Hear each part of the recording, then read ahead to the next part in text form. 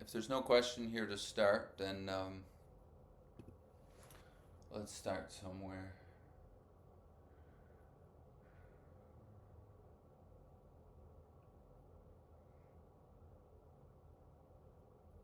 It's a tough, maybe the.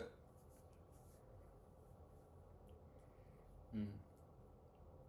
This is the real tough part about recovery, but also I feel the message of non-duality is what we're identified as being the body and the mind. That is in a dualistic position, so it wants to get somewhere. It wants to get out of one thing and into another thing. Um, and being identified as that, that is pretty much the movement of this life of a body, trying to get out of something and into something else. So even in the face of recovery, trying to get out of active alcoholism or depression or whatever, and trying to get into something which is a bit better. Yeah, that's the movement of the body and the brain. So if we're identified as it, it takes both recovery and spiritual practice under that same movement, as if the I'm going to get something out of this. I'm going to get out of a bad situation and I'm going to get into a better situation. But what is signifying what is good and bad is self, small s self as they say in recovery. So it wants to get out of a bad situation and into a good one. And then it comes to spirituality, whatever that means, and it tries to make the same move. I'm going to use this tool of whatever spiritual idea to get out of this thing and into this thing. Yet real relief comes from that whole operation. It doesn't come as self. It doesn't, it's like in Advaita they would say you get free from self, not as self. So it's not that J gets free from anything. Yeah? You get freed from the bondage of J, let's say, or the seeming bondage of J. It's only through identification with the body and the mind that the bondage happens in the first place.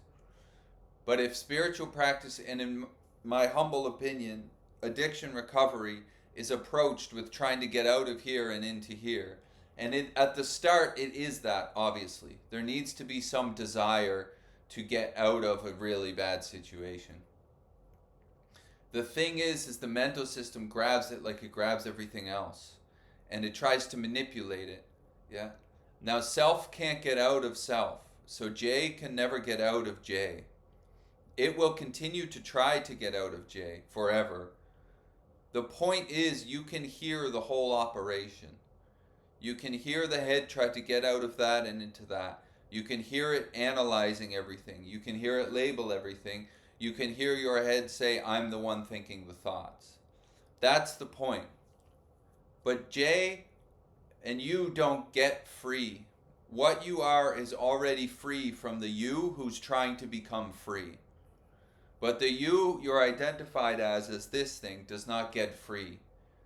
And to me, that's the big misunderstanding in many ways. But that's what causes a lot of mayhem, both in spiritual practice and in my experience in recovery.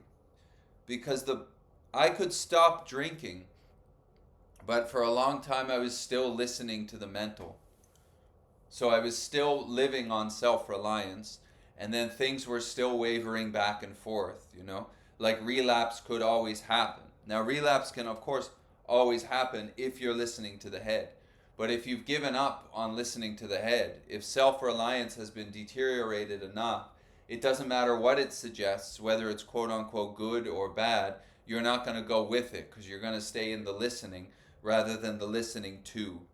So the point of the whole thing is you and I don't really get anything from this, which is why a lot of people will leave these talks because they want to get something, you know? The mental system wants to get something, and listening and non-duality are both a negation of that wanting to get. So when the head makes the move, you can hear it make a move and you don't go with it. That's the whole point, yeah? But it's very difficult because it's difficult as an idea because we're identified as the movement. We're identified as the head, which is making the move. So when it hears a message like this, it grabs onto it like everything else. I'm going to get there. And you can hear your head think, I'm going to get there. And you can hear your head think, I'm not going to get there. Yeah, so you can hear the duality of the mental system. It's not about changing that or making it become something. You can hear it. That's the point. If you can hear it, then you mustn't be it, obviously. Yeah. So then there's something which you are, which is hearing what you're taking yourself to be. And it can be challenging because the head is talking to you as you. And it's always saying that all those thoughts are your thoughts. So really the only investigation is who is hearing those thoughts. It's not about changing the thoughts or messing with the thoughts. Who is hearing the thoughts? The answer to that question is always me. Now, when your head says me, you can hear it. So you could use the Ramana thing, who am I? Which there's no answer to that question. Yeah? Or you could just stay with whatever's heard, obviously isn't you, and you can hear your head say I.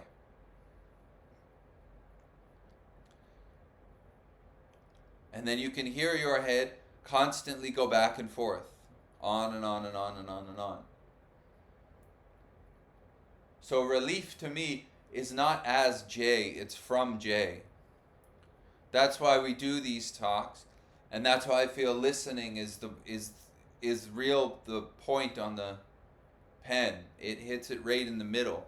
Because listening doesn't give you any space to start moving around mentally. As soon as your head starts thinking, you can hear that. Yeah? So it's already been nilled, essentially. That can be negated as what you are. Or it's like we were saying last time with Huang Po, you can keep the hand open. So you don't grasp on and live as what you are.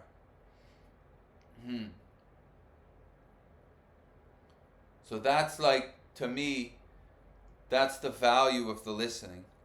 Listening negates mental movement. It doesn't try to stop it, and it doesn't try to destroy it. Yeah. It's a negation is just like, I'm not that. It's very soft in a way.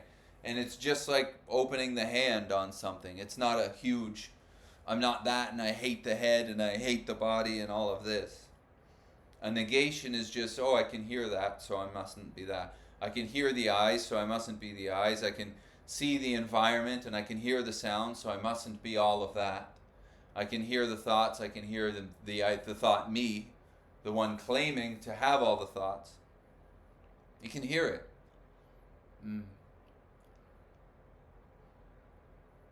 Yeah. But the thing is, the mental system is a system of wanting and getting. And it will continue to do that. That doesn't stop because you're not the doer of the mental system in the first place. There is no doer of it. It's a conditioned movement. So it's going to continue to want and get based on its own conditioning as the mental system. That is the sense of individuality. There's nothing inherently wrong with it. However, it is dualistic. And you will be constantly tied to the left and right. If you're living as it, rather than sitting back into the listening. Yeah, you'll be completely tied to it if you're listening to it, or as it, let's say.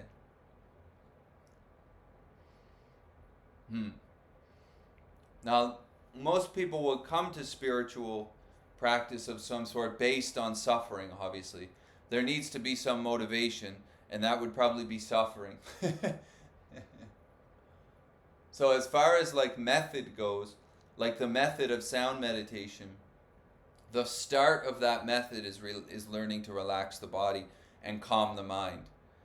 So starting to open the hand on the body and then using sound, actual sound, like the sound things we do here, as a point of listening rather than constant thinking, to start to calm the mind so that you can inquire into who is listening. Yeah.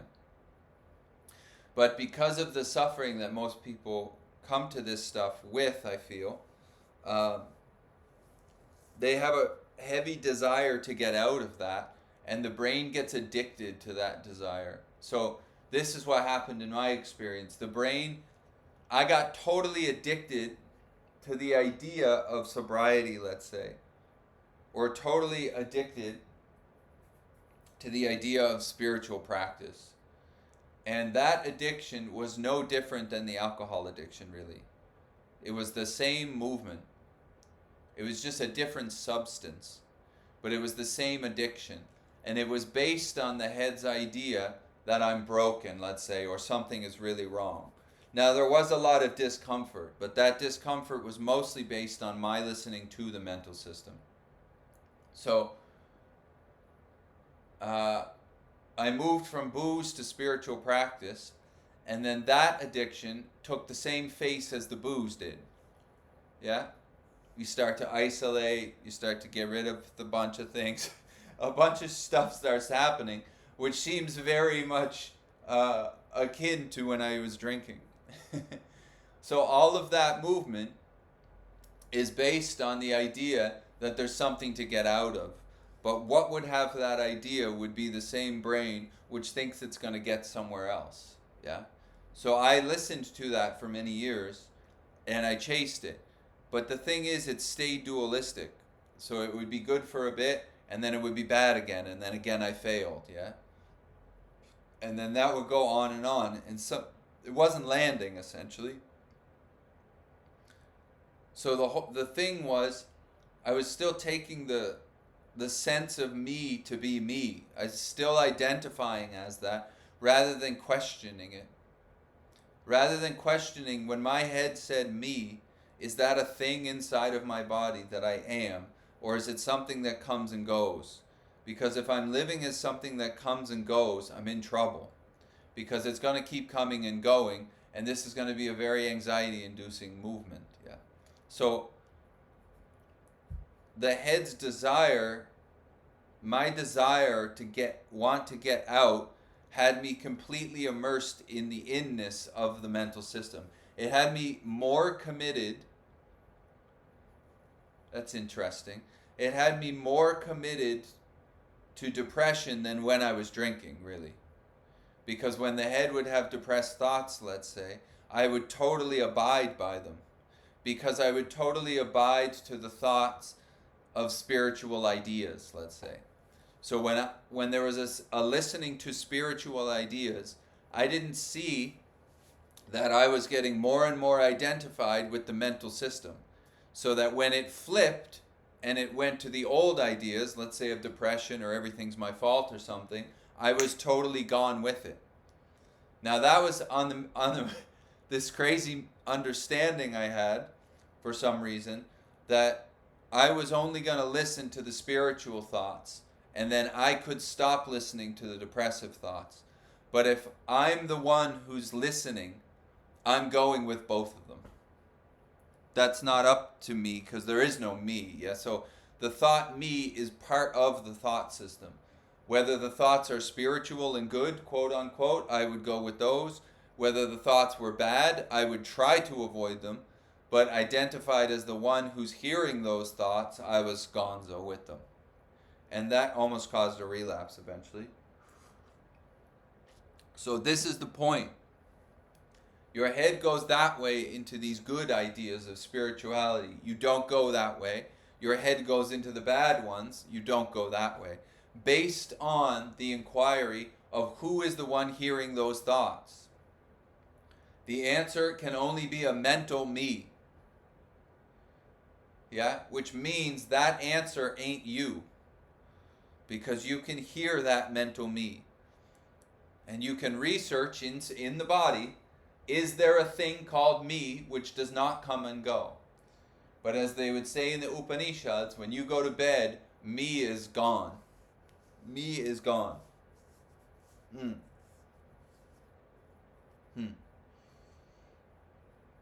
Mende. So you never try to change it. You just ignore them. Huh. That's an interesting question. You never try to change your thoughts even if they're harmful. Well, at the start, in my experience, there was a ton of, most of the thoughts I had were harmful at the start for me. So those had to be curtailed, let's say, or neutralized. And recovery for me did a lot of that neutralizing. The 12-step recovery helped do that neutralizing. And then I did end up seeing a psychotherapist for one particular thing. But the point is, this is not, the listening and non-duality are not really focused on the content of thought. So if the thoughts are super harmful, then there needs to be some means in order to sort out those thoughts. So 12-step recovery is very good. There's the Noble Eightfold Path in Buddhism.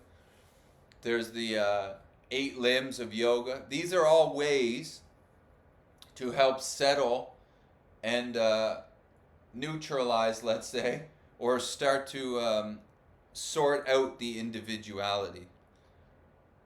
But the whole thing about listening and non-duality, the question is, the point is you're not an individual. But if the individuality is loud, it's hard to inquire into that. So when I teach method, let's say like meditation method, I start with relaxation of the body, not for 5 minutes, for like 5 months. Yeah, and then go to listening to sound. And then if the brain is really fired up, let's say, it needs to be settled somehow. And there's a lot of means to do that, but I'm not a psychotherapist, so I don't know. In Buddhism, you'd follow the Eightfold Path and you would continue to meditate to calm the system. Yeah. But in my experience, non-duality is not about fixing individuality. It's just looking at, are you an individual and is there an individual? There is a sense of individuality for sure. There is a sense of individuality happening right now. This sense of individuality is talking to that sense of individuality. You cannot deny that. If you deny that, that is a super dualistic denial. And both listening and non-duality are not about denying anything. It's a simple, direct seeing. There is a sense of individuality, but is there a permanent individual thing called you? That's really the whole thing about it. Yeah. Now, if that sense of individuality is going off, the volume needs to be turned down somehow. I go to recovery because it keeps the individuality straightened out. Because this individuality likes to get very confident when it shouldn't be. And recovery really straightens that out. The Noble Eightfold Path is cool from Buddhism. I don't know. These are just the things that I've touched. So that's all I can really say, yeah. But the thing about ignoring thoughts, Mende, the question here is who's ignoring the thoughts?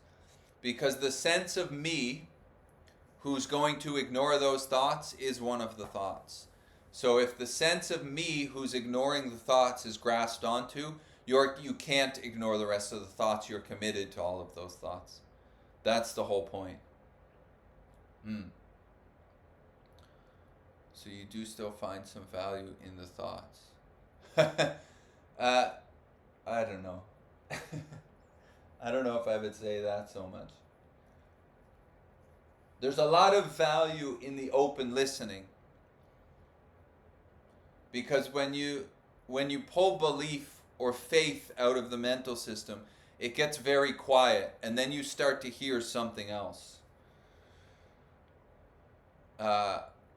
Like life, I guess. Things become more obvious. But as far as Jay's thoughts, no, I don't put a lot of value in them, to be frank with you. They haven't served a very great historical movement. They haven't served a great purpose historically. There's been enough research on that, for sure.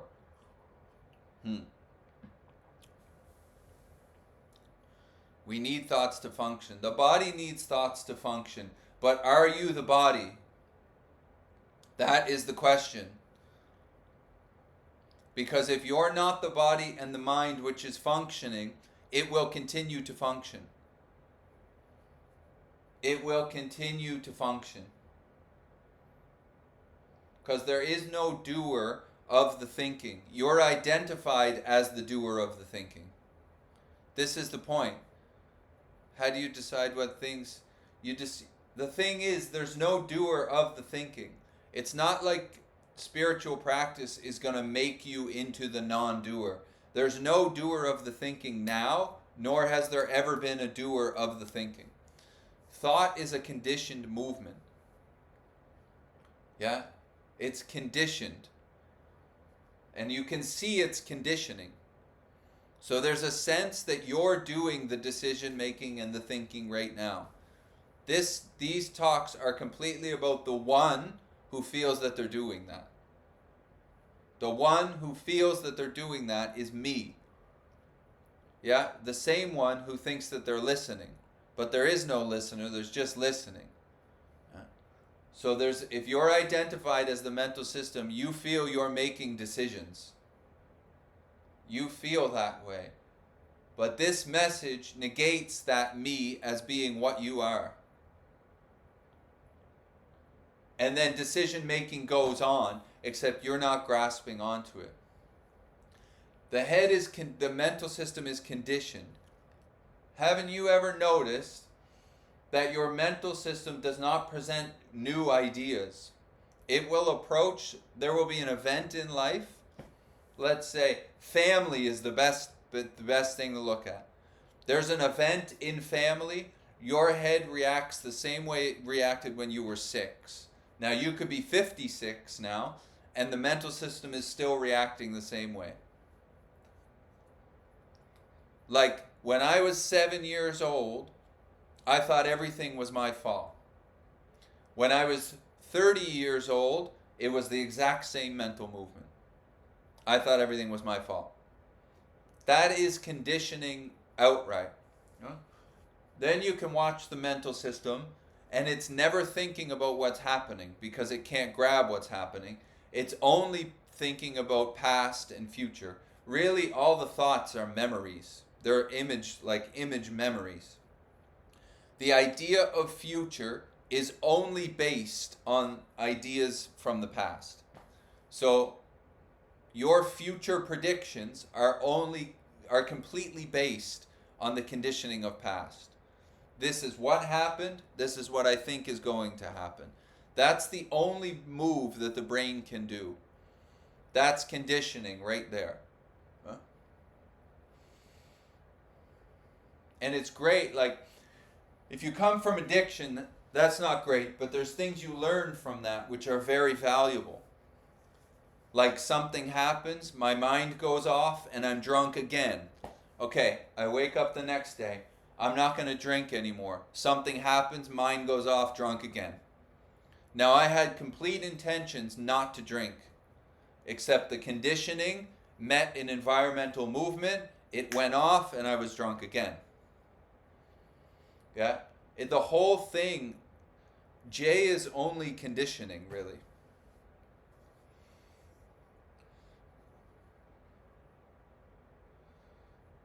Wow. And then really J wants to get out of itself, but J can't get out of itself because self cannot get out of self. There is no thing called an individual separate thing called self. Self is a movement. J comes and goes.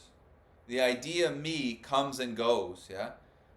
What you are is before that already. So you can see that you're not the body and the mind, and yet decisions are made, deeds are done, and there's no doer doing it. That's the whole thing. Yeah? That's the whole thing. So who needs thoughts to function? The answer would be I do. But you can hear your head say I. Therefore, you mustn't be that I. That's not where you start. That I thought is essentially the start of the sense of individuality. So with the thought I comes this and that, and now you're in a separation. That's where suffering starts. That's the whole point. So the whole thing, really, nothing really happens. You're just not that thought I.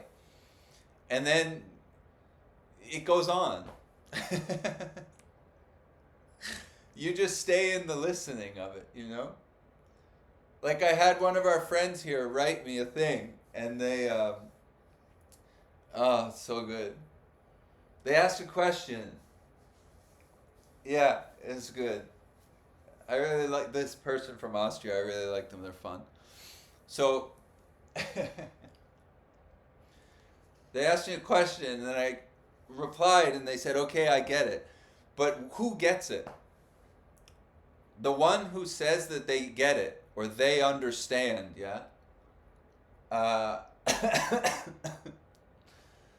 That is the brain claiming things and putting a me on it. The whole thing about listening and inquiry and non-duality is just seeing that you're not that me that grabs on, yeah? That's the whole point of the thing. And then the meing goes on. But there is no doer of that me.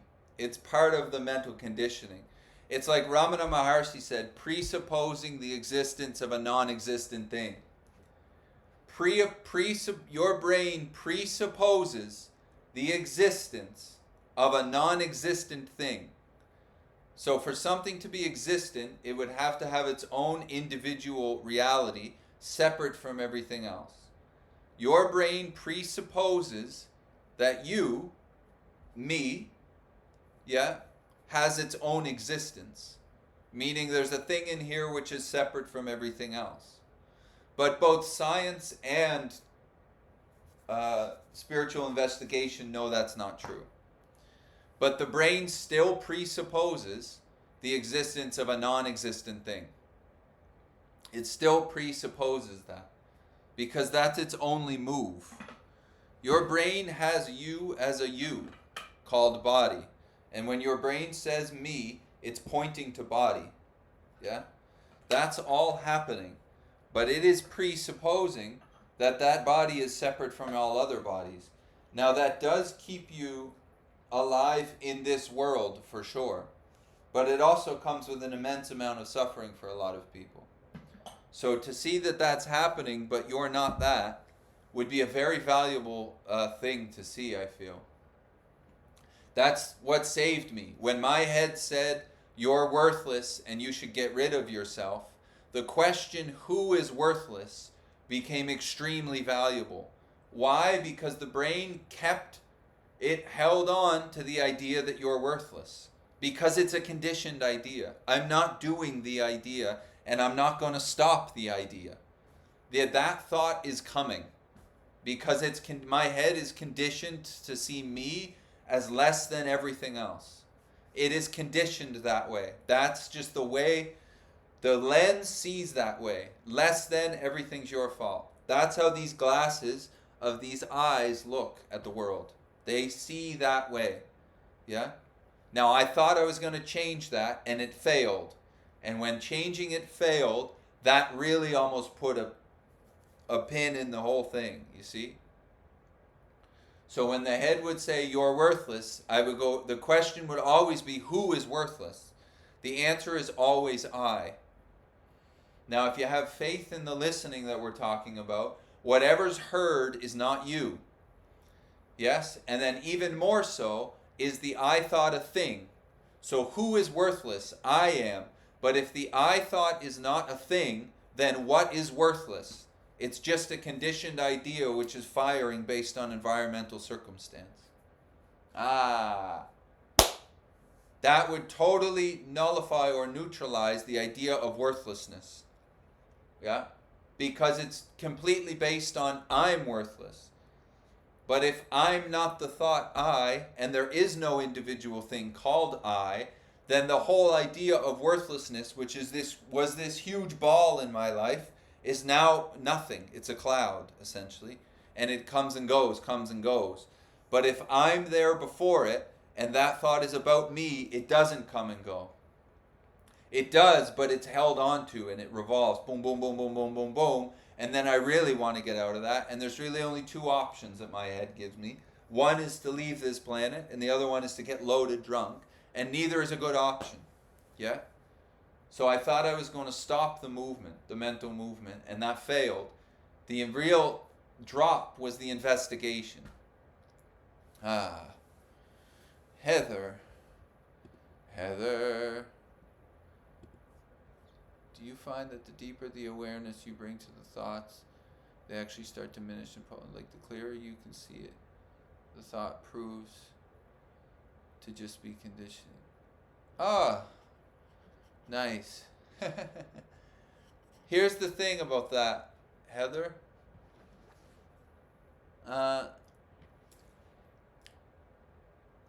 It is by negating thoughts. Now remember, negation is not a denial or an ignoring or a pushing away. It's just when thoughts come up, you go right to who is the thinker or who is the hearer of those thoughts. Now that makes this movement where you don't grab onto the thoughts.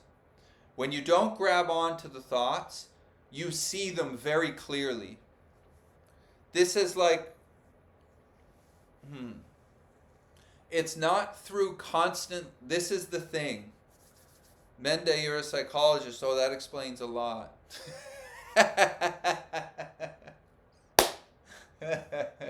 Oh boy. I think Carl, yeah. I have some, I work in, I sometimes do these like embodiment sessions with people through this realization. It's like settling into the body. And I work with some psychologists, and they come, But either Jung or, there's another psychologist super famous. One of them said that one of his biggest regrets before he died was never meeting Ramana Maharshi. Ramana Maharshi is like the greatest sage of the 20th century of non-duality. Yeah. He said he's the whitest space in all the white space of India. But yeah, I also meet some people privately who are psychologists, and that's a funny thing. Anyways, what were we talking about? Oh, the thoughts. Heather, right. Heather, you still here, or did you bail?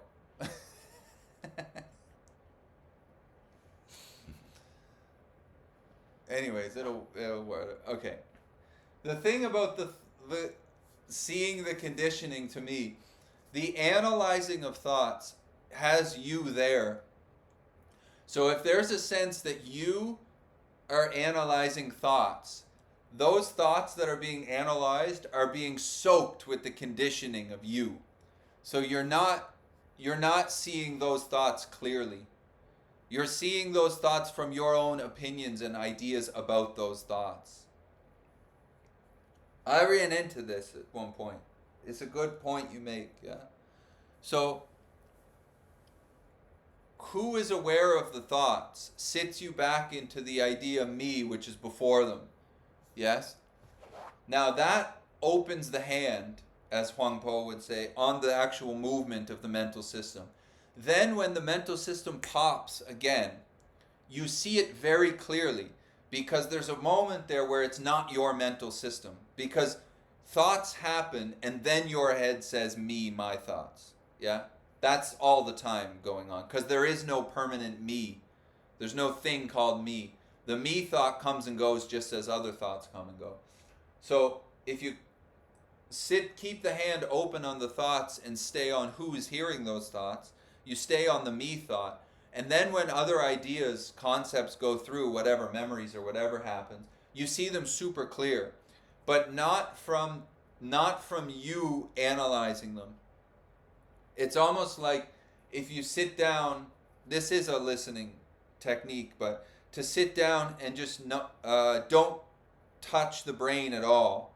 Just leave the ears wide open. You hear all kinds of stuff, yeah?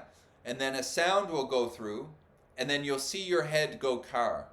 It will label the sound car, or whatever, bird, car, rain, let's say, yeah? Now if you don't go with the thought rain, car, bird, then the sound goes right through. But without that analysis, the sound is seen quite directly, let's say. There's a direct perception of the sound. So when you keep the hand open and stay with who is listening, then what's being heard is seen very clearly, let's say. Like there's a direct perception of the mental system. And yeah, what you said there is so cool. You don't see it clearer. It's seen clearer. And then, yeah, it's totally obvious that it's conditioning. Because I could sit here, there could be a sound of a bird, and my brain will go bird. I'm not doing that move. It just goes bird right away. Yeah? It labels. Now, the sound doesn't have meaning. Something is giving the sound meaning. Obviously, it's the mental system, yeah? Is saying bird. But the sound actually doesn't have meaning. Which goes back to like A Course in Miracles when they say, you and I give everything all the meaning that it has because the world has no meaning. It's only given meaning from the head. So that's one of the things that I feel is super valuable in listening. Because in listening, there is no mental analysis. There's only listening. And when the listening is subtle and sat back into, you see your conditioning, and you see your head go me, and then you see or you hear what you were living as. And you see then, let's say you hear how wildly conditioned that actually is. And that, to me, opens the hand even wider, because there's no way you're going to listen to that mental conditioning, because it's only based on the past, and it's all mental conditioning. And the thoughts that Jay felt, were very original. It was like a 6-year-old was talking in the head, yeah? Now, if I take those thoughts to be my thoughts, then I'm going with them. And then there's a 38-year-old acting like a 6-year-old, which can happen, trust me. So staying in the open listening, the individuality will reveal itself. And if you try to stop it, you're manipulating it. If you try to get away from it, you're manipulating it. And that's why the open hand thing I feel is really nice. But that's why I love this. That's why I feel that's why listening has landed so well. Because it doesn't tell you to do anything. You're just listening. That's it. You're just listening. And then you can ask, who's listening? I'm listening is I am heard. That's heard. You see what I'm saying? So, yeah, that's a cool thing you bring up, Heather. Thanks for that. Because the point is, if you're trying to change or get away from the mental system, people will say, oh, I'm analyzing it. But what is analyzing that mental system is the conditioning. So it doesn't matter what comes up through the mental system. The head is going to see it through its own conditioning. So it used to be all labeled as bad, really. And now it's just kind of beautiful when it pops off. It's kind of beautiful because you don't need to grab it.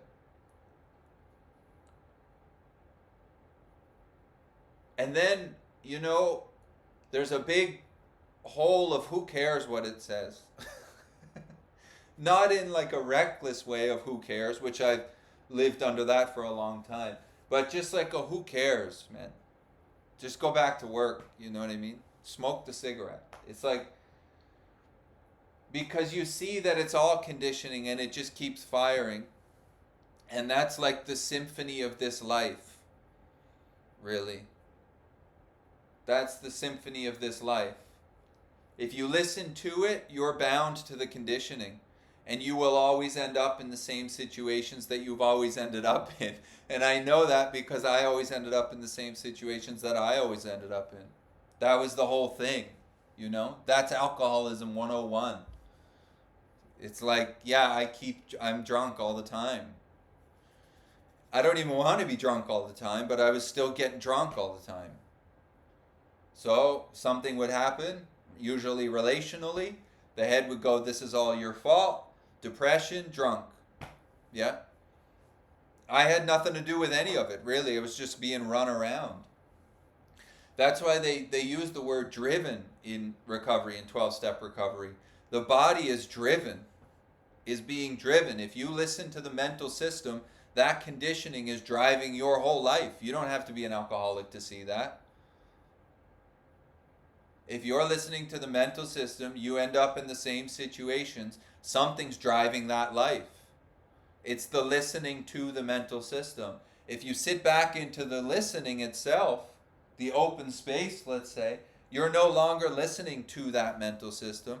You're just there watching the whole thing happen, yeah? And then when the head says something crazy, it doesn't drive you anymore. Then something else can come through. Hopefully you go be of service to somebody. Or something. Plant a tree or something like that. I don't know. But that's the whole thing, yeah? So in 12-step recovery, it's like, are you going with the infinite or the finite? Yeah. This is a finite. J is a finite system of conditioned ideas. That's it. It's not, J is not going to become a genius. It's just not going to work. The body is not going to turn into a truck or a giraffe or something. It's a body. This is it. It's maxed out, bro. Yeah. The real question is, are you this thing? But this is conditioned this way, you know. But the thing about the being driven, if you stop listening to the mental system, the finite no longer drives this life. And then the infinite you start to hear something else. Let's call it the infinite, yes? Spirit or whatever you want to call it, it doesn't matter. But you start to hear something else, and this life starts to be driven by something else. So it's really through the loss of faith in the mental system that this life will get better. So you don't get free from self. You don't get free as self. You get free from self. But when there's freedom from self, self is affected. Big time. Self is affected. But it doesn't get affected by you getting better. You lose faith in what you are or were identified as through the listening. If it's heard, it's not you. Yeah? So you open the hand on that. Through practice, by the way. Through method and repetition of practice. If these ideas are only held as ideas, they're useless. These talks are useless if they are not practiced. Useless. We're in a culture now, this contemporary spiritual culture, which is just more ideas all the time. Fill it with ideas. If I get enough spiritual ideas, then I'll stop hating myself. Well, that hasn't worked, has it? Obviously, the reliance on the mental system is not working. It's not working. It's like when I talk to people who are in the science world of addiction and they're saying, we're making great strides. Well, go outside. Go to a recovery meeting and see how packed the rooms are. Because we're not making great strides. We're not. It's getting worse by the second. You know? It's terrible here in Toronto. America's probably even worse. But it's like, there has to be a point when we have to admit that what we're relying on is not working. Yeah?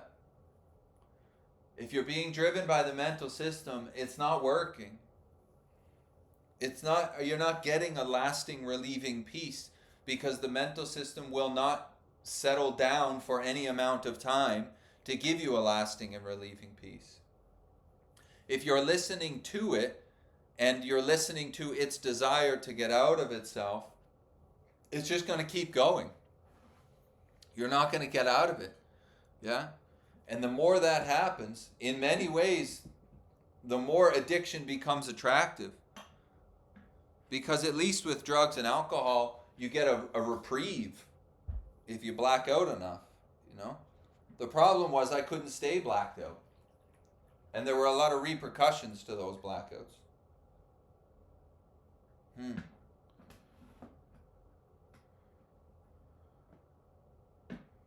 But this idea to me that the mental system is going to become free is completely crazy. I actually don't even know where it comes from. Because if you read Buddhist texts, they don't say that. The Diamond Sutra does not talk about that. You know? The Upanishads do not talk about that.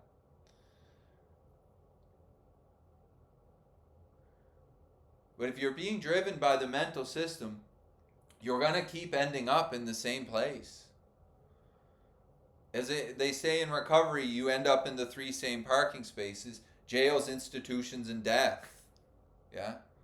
If you're not in recovery, pick your own. Bad relationships, bad jobs, and weird thoughts.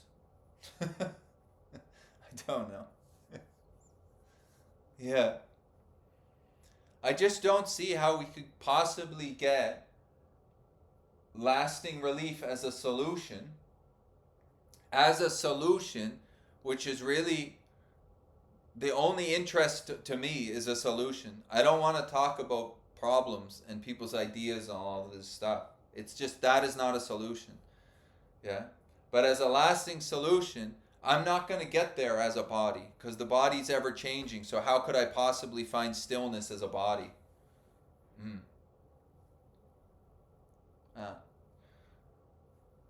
Oh, beautiful.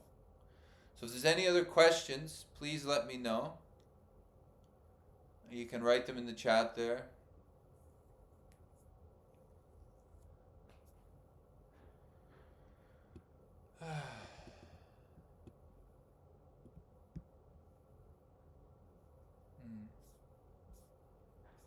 Just reading Mende's thing. It's getting you nowhere. It's getting you nowhere, Mende, as a lasting solution. I feel psychology can help turn down the individual, for sure. But it's not going to disentangle you from the sense of individuality, which will have you completely tied to the idea that there is an individual. But psychology can turn down the volume. Yeah. But even Freud and those guys, I think, wrote that they knew there was a ceiling that they couldn't get past. Yeah. Well, that ceiling is that they're taking the idea that there is an individual, that there's a separate individual there that you're working on. Yeah. But really what's being worked on is a sense of individuality. That's what's being worked on. But there is no individual behind that. Yeah. So that sense of individuality, the volume gets turned down on that, whether it's through whatever means the volume gets turned down, as to investigate, is there an individual, and am I the individual, which is this body? Is that what I am? Yeah. Huh.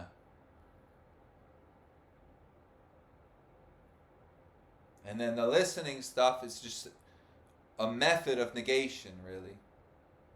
Whatever's heard, whatever you're aware of, obviously is not you, because there's an awareness of it. I feel listening just works best. And also, listening to sound is the quickest way to calm the mind.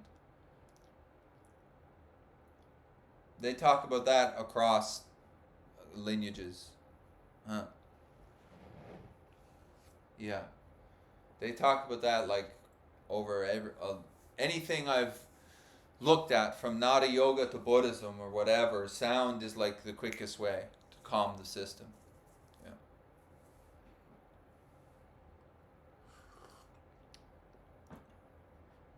Is silence still present when there is sound? Well, silence and sound would be a duality, yes, Hita? That would be a two-ness. So you're sitting in concept land there. But the silent stillness of what you are is ever present, constantly unaffected by sound. Both the sound of instruments, the sound of nature, and the sound of your head. What you are is always untouched by that. Always untouched. That's why it's a solution, yeah? What you are doesn't come and go. What comes and goes is heard. That's the point. So if you hear it, then it ain't you. Yeah, the hand can be opened on that thing. But what you are does not come and go. When the body goes to sleep at night, what you are is wide awake. Now, conceptually, that does still have you in a duality. But you see that sound cannot exist without the space in which it moves. Because the space in which sound moves is the space of existence itself. So sound, or individual bodies, let's say, and thoughts don't have their own existence. They're completely reliant on the space in which they move through, which would make them completely non-separate from that space. So there's a sense of separation as a body and mind, and that is happening at the exact same time that there's an open space of stillness which is not moving at all, nor affected by that body and mind. You can be tied to the body and mind and all of its mayhem through identification, or you can use the method of listening and inquiry to disentangle from that and stay in the open space of existence. One would be a solution. One would be a commitment to the left and right of the body and the mind, which can go very far left and right. Very far left and right. Yeah. If you're tied to the movements, if you're tied to the left and right, it can be very uncomfortable. If you're not tied to it, it can be quite beautiful. If you're tied to it, it can get wild, though, for sure. Yeah?